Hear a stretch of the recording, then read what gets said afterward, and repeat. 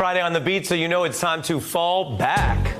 I'm joined tonight by hip-hop legend Pete Rock, who released a series of hits under Pete Rock and CL Smooth, and also produced some of the most iconic music you know. He won a Grammy for his work on Kanye West's My Beautiful Dark Twisted Fantasy, which debuted at #1, and also collaborated with people like, I don't know, Mick Jagger, Madonna, Lady Gaga, Common, Nas, Method Man, and the notorious B.I.G.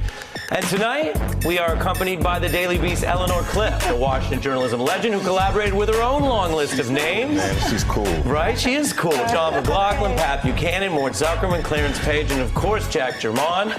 She cameoed as herself in the film Independence Day. I love having you both here. Happy Friday.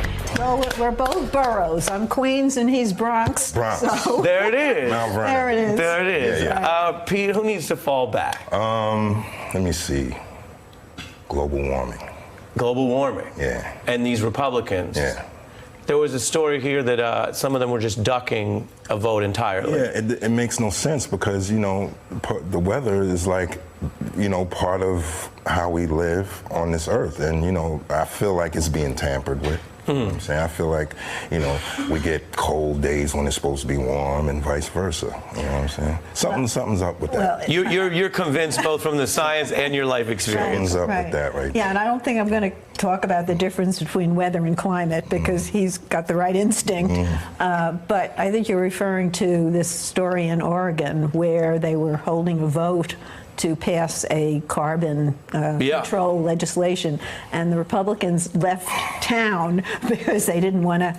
They didn't want to allow the Democrats to have a quorum to pass the legislation. Yeah, and in different states really it happens. In different states it happens in ways, but here the governor's like cracking down, trying to make them vote. Yeah, and apparently the law enforcement can go after them and put them in the police car and take them to the legislature. Wow. They're allowed to do that. That's wild, right? It's a good lesson for Congress. I think that'd be great if they could do that in Congress. Right, exactly. I think that's a great lockdown, you know, to get something done. You know what I mean? Eleanor, I'm going to play a little bit of Mitch McConnell, who I heard is on your fallback list, and everyone can just remember he's embracing his Pelosi nickname as Grim Reaper. Right. Take a look.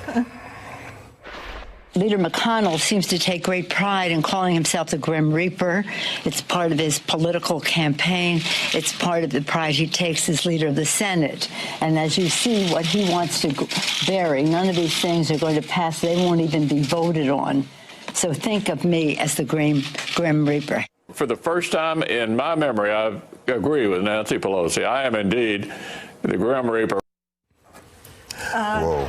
He thinks it's a flattering name. Maybe serial killer, and we can change the Potomac to the River Styx. I mean, he's killing a lot of bills. He's killing a lot of bills, and which is different, Pete, than killing bars. Yeah, I mean, you know. You kill bars, that's a good thing. You get that, right, Eleanor? Right, I think that's a musical term, right? Yeah, it yes. is. It is. Okay. It's about rhymes. She got it. You got it. That's right. Yeah. So you think that Mitch McConnell, it's weird to go to, this is my thing. I always look for the common purpose, and there are people who go to Congress with different beliefs, but they want to do good things. But isn't it weird to go to Congress and say, I'm going to be a lawmaker, make laws. Right. And then your thing, as we just saw, is proudly saying, I'm the Grim Reaper, we're not making any laws. Because he's in it for the power and to stay in control, and he's been very effective at throwing shade on what the Democrats do. I mean, the Democrats have actually passed some good legislation in the House, but nobody in the country knows anything about it, thanks to Mitch McConnell. So he's very good at his job, if you consider his job as a partisan leader. Pete, what do you think? You know, the reparations thing got me bothered when he said that.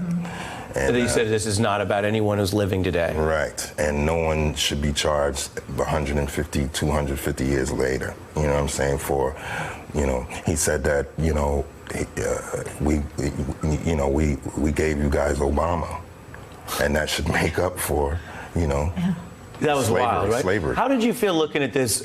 You're now middle-aged man, and you've come through this whole great musical experience. How did you feel looking at the Congress this week holding a hearing on reparations, which is a shift itself? I just thought it was nonsense. You know, I didn't feel like, you know, I mean, as far as you know, what he said. What he's saying, right.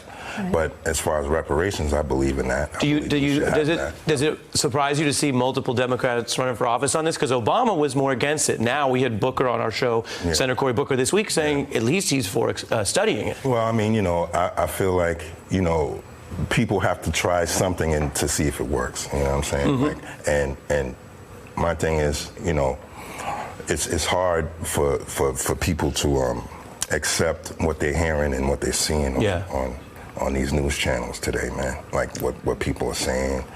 It's just shocking to me, you know. I'm not really heavy into politics, but when I do see something I don't like, you know, I'll speak on it. You know? Yeah, well, I love having gotten to know you a little bit through this, and I think your mom likes MSNBC too. Oh yeah, of course. We watched the Today Show. Should we say shout out to Mrs. Rock? Yes. Shout out to Mrs. Rock, Miss Phillips, Pete Rock's mom. This is his birthday, by the way. You didn't tell me that. I didn't tell you today's my birthday. How about that? 21st. Happy birthday. That's a nice way to end the week. Eleanor and Pete Rock, thank you both.